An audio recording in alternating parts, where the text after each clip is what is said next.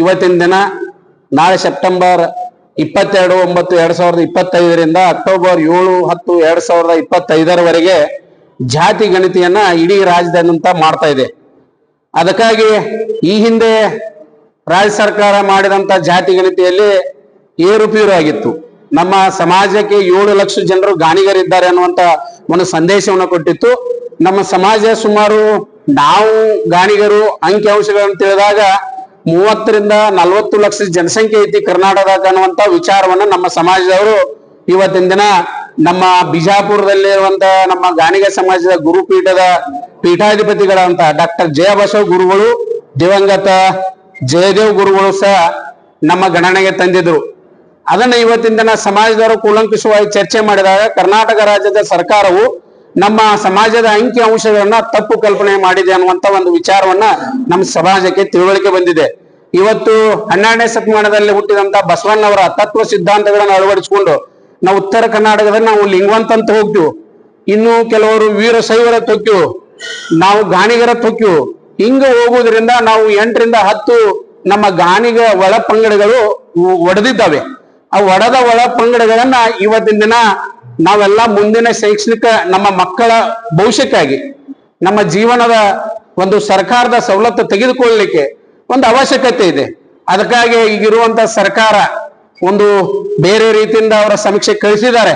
ಇವತ್ತು ಕ್ರಿಶ್ಚಿಯನ ಗಾಣಿಗರು, ಕ್ರಿಶ್ಚಿಯನ ಅಲ್ಪಸಂಖ್ಯಾತರು ಬೇರೆ ಬೇರೆ ಕಳಿಸಿದ್ದಾರೆ. ಅವಕ್ಕೆಲ್ಲ ನಾವು ಕಿವಿಗೊಡದೆ ನಮ್ಮ ಏನ್ ಅಖಿಲ ಕರ್ನಾಟಕ ಗಾಣಿಗ ಸಂಘ ಹುಬ್ಬಳ್ಳಿ ಮತ್ತು ನಮ್ಮ ಮುಖಂಡರು ಏನು ಒಂದು ಸಂದೇಶ ಕಳಿಸಿದಾರ ಅದು ಇವತ್ತಿನ ದಿನ ನಮ್ಮ ಜಿಲ್ಲೆಯಾದ್ಯಂತ ಎಲ್ಲರೂ ಪಾಲಿಸ್ಬೇಕಾಗತಿ. ನಾನು ಜಿಲ್ಲಾ ಅಧ್ಯಕ್ಷನಾಗಿ ತಮಗೆ ಒಂದು ಸಂದೇಶವನ್ನು ಕೊಡ್ತಾ ಇದ್ದೇನೆ. ನಾವು ಒಂದು ರಾಷ್ಟ್ರೀಯ ಕಾಲಂನಲ್ಲಿರುವಂತ ನಾವು ರಾಷ್ಟ್ರೀಯತೆ ಅಂದಾಗ ಭಾರತ ಅನ್ಬೇಕಾಗತಿ, ಧರ್ಮದ ಕಾಲಂ ಬದ್ದಲ್ಲಿ ನಾವು ಹಿಂದೂ ಅನ್ಬೇಕಾಗತಿ, ಜಾತಿ ಕಾಲಂ ಅಂದಲ್ಲಿ ಗಾಣಿಗ ಅನ್ಬೇಕಾಗತಿ, ಉಪಜಾತಿ ಕಾಲಂ ಅಂದಾಗ ಗಾಣಿಗ ಅನ್ಬೇಕಾಗತಿ. ಈಗಾಗಲೇ ಸರ್ಕಾರವು ಈ ಪ್ರೈಮರಿ ಟೀಚರ್ನು ಮತ್ತು ಹೈಸ್ಕೂಲ್ ಟೀಚರ್ನ ನೇಮಕ ಮಾಡಿದ್ದಾರೆ.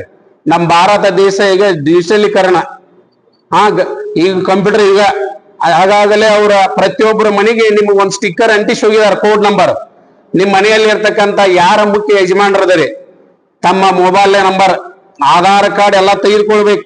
ನಿಮ್ ಚಿಕ್ಕ ಮಕ್ಕಳಿದ್ರು ಬಾಲ ಆಧಾರ್ ಕಾರ್ಡ್ ಅಂತ ಮಾಡಿದಾರೆ. ಈಗ ಆದ್ರೂ 5 ವರ್ಷದ ಇದ್ದಂತ ಆಧಾರ್ ಕಾರ್ಡ್ ಇದ್ರ ಅವ್ರು ಯಾರ ಯಜಮಾನದಾರಲ್ಲ, ಯಾರ ಆಧಾರ್ ಕಾರ್ಡಿಗೆ ಯಾರ ಮೊಬೈಲ್ ನಂಬರ್ ಲಿಂಕ್ ಮಾಡಿದಾರಲ್ಲ ಅವೆಲ್ಲ ಆಧಾರ್ ಕಾರ್ಡ್ ಅನ್ನ ತಾವು ಜೆರಾಕ್ಸ್ ಇಟ್ಕೋರಿ. ಅವ್ರು ಬಂದಂತ ಕೋಡ್ ನಂಬರ್ ಹಾಕಿದ ನಂತರ ನಿಮ್ದೆಲ್ಲ ಡಿಟೇಲ್ ಬರ್ತೈತಿ. ಆ ಡಿಟೇಲ್ದಾಗ ನಿಮ್ಮ ಆಧಾರ್ ಕಾರ್ಡ್ ಪ್ರಕಾರ ನಿಮ್ಮ ಹೆಸರನ್ನ ನಿಮ್ಮ ಆಧಾರ್ ನಂಬರ್ ಹಾಕಿದಂತ ಅಪ್ಡೇಟ್ ಬರ್ತೈತಿ. ಅದರಲ್ಲಿ ಎಲ್ಲಾ ವಿಷಯಗಳನ್ನ ಅವ್ರು ಕೇಳ್ತಾರ. 60-36 ಅಂತಾರ, ಒಬ್ರು 60 ಪ್ರಶ್ನೆಗಳು ಇರುವಂತ ಒಂದು ಚಾರ್ಟ್ ಇದೆ ಅವ್ರದ್ದು ಸರ್ಕಾರದ. ಅದರಲ್ಲಿ ಬರುವಂತ ನಮಗ್ ಸಂಬಂಧಪಟ್ಟದ್ದು ಏನಿದ್ದಾವ ಅದನ್ನೀಗ ನಮ್ಮ ಸಮಾಜದವರು 8, 9, 10ನೇ ಕಾಲಂದಲ್ಲಿ ಬರುವಂತ ಒಂದು ವಿಷಯಕ್ಕೆ ಸಂಬಂಧಪಟ್ಟಂತೆ ನಾವೆಲ್ಲರೂ ಅದಕ್ಕೆ ಉತ್ತರ ಕೊಡ್ಬೇಕಾಗತ್ತೆ. ನಾವು ರಾಷ್ಟ್ರೀಯತೆ ಅಂದಾಗ ಭಾರತೀಯ, ಧರ್ಮ ಅಂದಾಗ ಹಿಂದೂ, ಜಾತಿ ಅಂದಾಗ ಗಾಣಿಗ, ಉಪಜಾತಿ ಅಂದಾಗ ಗಾಣಿಗ ಅನ್ನುವಂತ ಮಾತನ್ನ ನಾವು ಅವ್ರಿಗೆ ಹೇಳ್ಬೇಕಾಗತಿ. ಅವ್ರು ಅಪ್ಡೇಟ್ ಮಾಡಿದ ನಂತರ ಸಕ್ಸಸ್ಫುಲ್ ಆದ ನಂತರ ನೀವು ಫೋಟೋಗ್ರಾಫಿ ತೆಗೆದುಕೊಡ್ರಿ. ನಿಮ್ ಇದಕ್ಕೂ ಸಕ್ಸಸ್ಫುಲ್ ಅಂತ ಒಂದು ಮೊಬೈಲ್ OTP ಬರ್ತೈತೆ, OTP ಹೇಳ್ಬೇಕು. ಇದನ್ನೆಲ್ಲ ನೀವು ಇದನ್ನ ಮಾಡ್ಕೊಂಡ್ರೆ ಇನ್ನು ಗ್ರಾಮೀಣ ಮಟ್ಟದಲ್ಲಿ ಕೆಲವೊಂದ್ ಕಡೆ ನೆಟ್ವರ್ಕ್ ಬರಂಗಿಲ್ಲ, ಸರ್ವರ್ ಬರಂಗಿಲ್ಲ ಅನ್ನುವಂತ ಸಂದರ್ಭದಲ್ಲಿ ಅವರು ಒಂದು ರೈಟಿಂಗ್ ಆಗಿ ಬರೆದುಕೊಳ್ಳುವಂತ ಪದ್ಧತಿನೂ ಇರ್ತೈತಿ. ಆ ಪದ್ಧತಿಯಲ್ಲಿ ಅವ್ರು ಪೆನ್ಸಿಲ್ಲೇ ಬರೀತಾರ, ನೀವು ಅದಕ್ಕೆ ಅವಕಾಶ ಕೊಡಲ್ಲ.